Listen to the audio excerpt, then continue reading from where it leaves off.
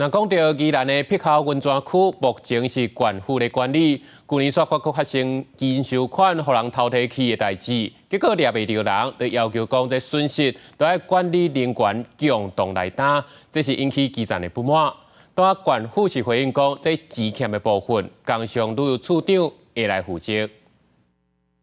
天气寒，浸温泉全新小复活，宜兰县南澳的碧口温泉被叫做是全台三大秘境温泉，吸引不少人来遮。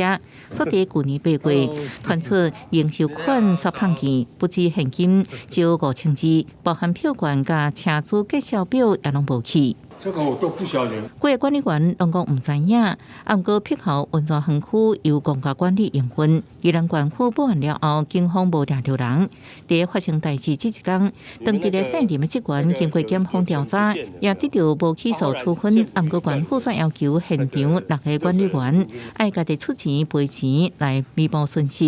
因为找不到那个遗失者嘛，这就是大家一起平分的。所以你觉得合理？对啊。